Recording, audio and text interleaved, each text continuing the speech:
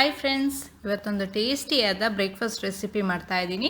ರವೆ ರೊಟ್ಟಿ ಮತ್ತು ಸ್ಪೈಸಿಯಾದ ಬದನೆಕಾಯಿ ಮಸಾಲ ಹೇಗೆ ಮಾಡೋದು ಅಂತ ನೋಡೋಣ. ಬದನೆಕಾಯಿ ಮಸಾಲ ಮಾಡಲಿಕ್ಕೆ ಒಂದು 1/4 kg ಬದನೆಕಾಯಿನ ಉದ್ದ ಕಟ್ ಮಾಡಿ ಇಟ್ಕೊಂಡಿದ್ದೀನಿ. ಒಂದು ಪ್ಯಾನ್ ಬಿಸಿ ಆದಮೇಲೆ ಒಂದು 2 ಟೇಬಲ್ ಸ್ಪೂನ್ ಅಷ್ಟು ಎಣ್ಣೆ ಹಾಕ್ಕೊಳ್ತಾ ಇದ್ದೀನಿ. ಕ್ಲೀನಾಗಿ ವಾಶ್ ಮಾಡ್ಕೊಂಡಿರೋದು ಬದನೆಕಾಯಿ ಹಾಕ್ತಾ ಇದ್ದೀನಿ.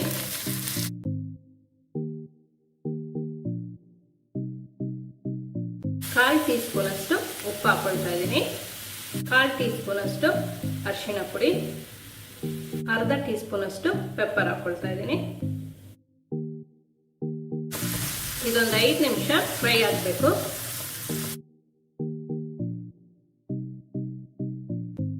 Shallow fry ಮಾಡ್ಕೊಂಡಾಗಿದೆ.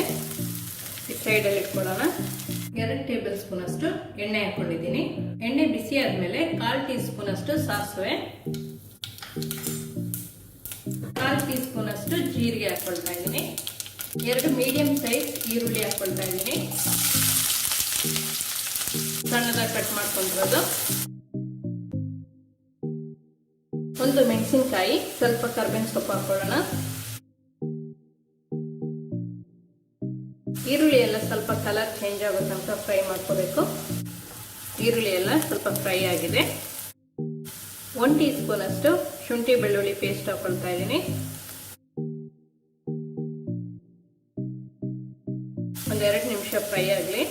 ಈಗ ಒಂದು ಸ್ವಲ್ಪ ಅರಿಶಿಣ ಹಾಕ್ತಾ ಇದ್ದೀನಿ. ಬದನೆಕಾಯಿ ಫ್ರೈ ಮಾಡಬೇಕಾದ್ರೆ ಅರಿಶಿಣ ಸ್ವಲ್ಪ ಹಾಕಿದೆ. ಸೊ 1/4 ಟೀ ಸ್ಪೂನ್ಗಿಂತ ಒಂದು ಸ್ವಲ್ಪ ಕಮ್ಮಿ ಹಾಕೊಳ್ತಾ ಇದ್ದೀನಿ. ಅರ್ಧ ಟೇಬಲ್ ಸ್ಪೂನ್ ಅಷ್ಟು ಧನಿಯಾ ಪುಡಿ, 1 ಟೀ ಸ್ಪೂನ್ ಅಷ್ಟು ಖಾರ ಪುಡಿ, ಅರ್ಧ ಟೀ ಸ್ಪೂನ್ ಅಷ್ಟು ಗರಂ ಮಸಾಲ ಪುಡಿ ಹಾಕೊಳ್ತಾ ಇದ್ದೀನಿ. 1/4 ಟೀ ಸ್ಪೂನ್ ಅಷ್ಟು ಉಪ್ಪು ಹಾಕೊಳ್ತಾ ಇದ್ದೀನಿ. ಫಸ್ಟೇ ಒಂದು ಸ್ವಲ್ಪ ಉಪ್ಪು ಹಾಕೊಂಡಿದ್ದೀನಿ, ಸೊ ನೋಡ್ಕೊಂಡು ಹಾಕೋಬೇಕು.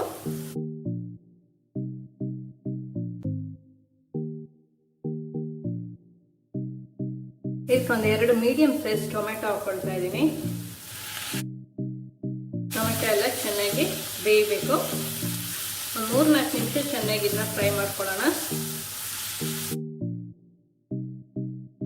ಒಂದು 2 ನಿಮಿಷ ಮುಚ್ಚಳ ಮುಚ್ಚಿ ಬೇಯಿಸ್ಕೊಳ್ಳೋಣ. ಎಲ್ಲ ಚೆನ್ನಾಗಿ ಫ್ರೈ ಆಗಿದೆ. ಒಂದು 2 ಟೇಬಲ್ ಸ್ಪೂನ್ ಅಷ್ಟು ಮೊಸರು ಹಾಕೊಳ್ತಾ ಇದ್ದೀನಿ. ಮೊಸರು ಇಲ್ಲ ಅಂತ ಹೇಳಿದ್ರೆ 1 ಟೀ ಸ್ಪೂನ್ ಅಷ್ಟು ಹುಣಸೆ ರಸ ಹಾಕೊಳ್ಳಿ. ಚೆನ್ನಾಗಿ ಮಿಕ್ಸ್ ಮಾಡ್ಕೊಳ್ಳೋಣ. ಈಗ ರೋಸ್ಟ್ ಮಾಡ್ಕೊಂಡಿರೋ ಬದನೆಕಾಯಿನ ಹಾಕೊಳ್ತಾ ಇದ್ದೀನಿ. ಚೆನ್ನಾಗಿ ಮಿಕ್ಸ್ ಮಾಡ್ಕೊಬೇಕು. ಈಗ 1 ಗ್ಲಾಸ್ ನೀರು ಹಾಕೊಳ್ತಾ ಇದ್ದೀನಿ. ಉಪ್ಪೆಲ್ಲ ಕರೆಕ್ಟ್ ಆಗಿದೆಯಾ ಅಂತ ಒಂದ್ಸರಿ ಚೆಕ್ ಮಾಡ್ಕೊಬೇಕು. ಇದನ್ನ ಈಗ ಇನ್ನೊಂದು 5 ನಿಮಿಷ ಬೇಯ್ದಕ್ಕೆ ಬಿಟ್ಬಿಡೋಣ. ಗ್ರೇವಿ ರೆಡಿ ಇದೆ. ಸ್ವಲ್ಪ ಕೊತ್ತಂಬರಿ ಸೊಪ್ಪು ಹಾಕೊಳ್ಳೋಣ. ಮಿಕ್ಸ್ ಮಾಡ್ಕೊಳ್ಳೋಣ. ಸ್ಪೈಸಿ ಬದನೆಕಾಯಿ ಮಸಾಲ ರೆಡಿ ಇದೆ. ನಿಮಗೆ ಜಾಸ್ತಿ ಸ್ಪೈಸಿ ಬೇಡ ಅಂತ ಹೇಳಿದ್ರೆ ಒಂದು ಅರ್ಧ ಟೀ ಸ್ಪೂನ್ ಅಷ್ಟು ಖಾರ ಪುಡಿ ಹಾಕೊಂಡ್ರೆ ಆಯ್ತು. ಈಗ ಒಂದು ಬೌಲಿಗೆ ಸರ್ವ್ ಮಾಡ್ಕೊಳ್ಳೋಣ. ಸ್ಪೈಸಿ ಬದನೆಕಾಯಿ ಮಸಾಲ ರೆಡಿ ಇದೆ. ಈಗ ರವೆ ರೊಟ್ಟಿ ಹೇಗೆ ಮಾಡೋದು ಅಂತ ನೋಡೋಣ. ರವೆ ರೊಟ್ಟಿ ಮಾಡಲಿಕ್ಕೆ ಸಣ್ಣ ರವೆ ತೊಗೊಂಡಿದ್ದೀನಿ. ಏನಾದರೂ ಸಣ್ಣ ರವೆ ಇಲ್ಲ ಅಂತ ಹೇಳಿದ್ರೆ 1 ರೌಂಡ್ ಗ್ರೈಂಡ್ ಮಾಡ್ಕೊಬೇಕು. ಇದರಲ್ಲಿ ಒಂದು 250 ಗ್ರಾಮ್ ಅಷ್ಟು ರವೆ ಇದೆ. 1 ಟೇಬಲ್ ಸ್ಪೂನ್ ಅಷ್ಟು ಎಣ್ಣೆ ಹಾಕೊಳ್ತಾ ಇದ್ದೀನಿ. ಮಿಕ್ಸ್ ಮಾಡ್ಕೊಳ್ಳೋಣ ಚೆನ್ನಾಗಿ. ಈಗ ಇದಕ್ಕೆ ಕುದಿಸ್ಕೊಂಡಿರೋ ನೀರನ್ನ ಹಾಕೊಳ್ತಾ ಇದ್ದೀನಿ. ಬಾಯ್ಲಿಂಗ್ ವಾಟರ್, ತುಂಬ ಬಿಸಿ ಇರೋ ನೀರು. ಕೈ ಹಾಕೋಬೇಡಿ, ಯಾಕಂದ್ರೆ ತುಂಬ ಬಿಸಿ ಇರುತ್ತೆ. ಸೊ ಸ್ಪೂನಲ್ಲಿ ಸ್ವಲ್ಪ ಮಿಕ್ಸ್ ಮಾಡ್ಕೊಳ್ಳೋಣ. ನೋಡಿಕೊಂಡು ಎಷ್ಟು ಬೇಕು ಅಂತ ಸ್ವಲ್ಪ ಸ್ವಲ್ಪನೇ ಹಾಕೋಬೇಕು. ಸ್ಪೂನಲ್ಲಿ ಸ್ವಲ್ಪ ಮಿಕ್ಸ್ ಮಾಡಿಕೊಂಡು ಆಮೇಲೆ ಕೈಯಲ್ಲಿ ಮಿಕ್ಸ್ ಮಾಡೋಣ.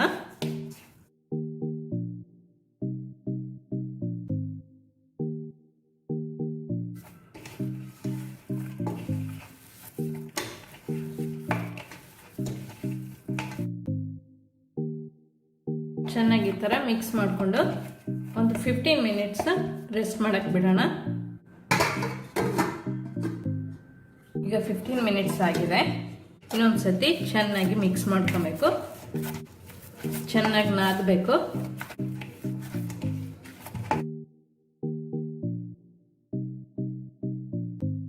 ಚೆನ್ನಾಗಿ ಸಾಫ್ಟ್ ಆಗುತ್ತೆ. ಇದನ್ನ ಈಗ ಲಟ್ಟಿಸ್ಕೊಳ್ಳೋಣ.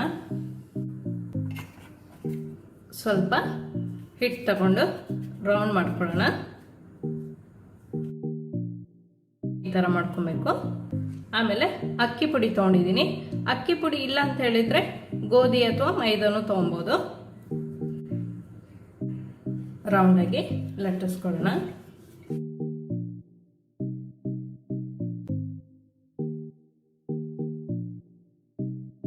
ನಿಮ್ಗೆ ಯಾವ ಥರ ಬೇಕು, ಎಷ್ಟು ದಪ್ಪ ಬೇಕು ಅಷ್ಟು ಮಾಡ್ಕೊಬೋದು. ತಿನ್ನಾಗೂ ಮಾಡ್ಕೊಬೋದು. ಇದನ್ನ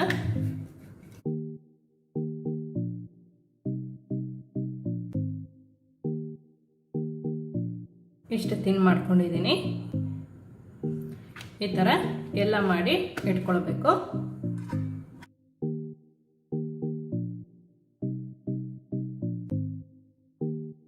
ತವ ಚೆನ್ನಾಗಿ ಬಿಸಿಯಾಗಿರ್ಬೇಕು.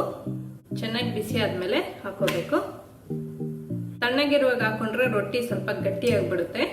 ಸ್ವಲ್ಪ ಚೆನ್ನಾಗಿ ಬಿಸಿ ಆದ್ಮೇಲೆ ಹಾಕೋಬೇಕು. ಒಂದು ಸೈಡ್ ಸ್ವಲ್ಪ ಆದ್ಮೇಲೆ ಮಚ್ಚಿ ಹಾಕೊಳ್ಳೋಣ.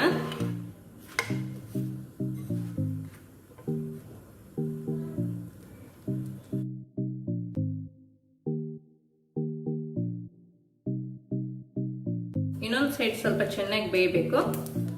ಆಮೇಲೆ ಇನ್ನೊಂದ್ಸತಿ ಮಚ್ಚಿ ಹಾಕೋಬೇಕು.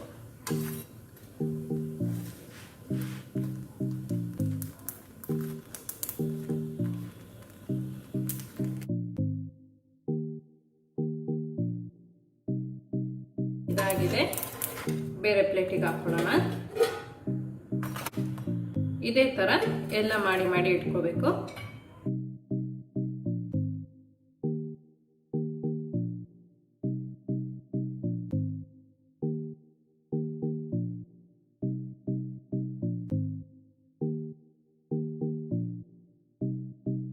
ರವೆ ರೊಟ್ಟಿ ರೆಡಿ ಇದೆ. ಸಾಫ್ಟ್ ಆಗಿ ತುಂಬ ಚೆನ್ನಾಗಿರುತ್ತೆ.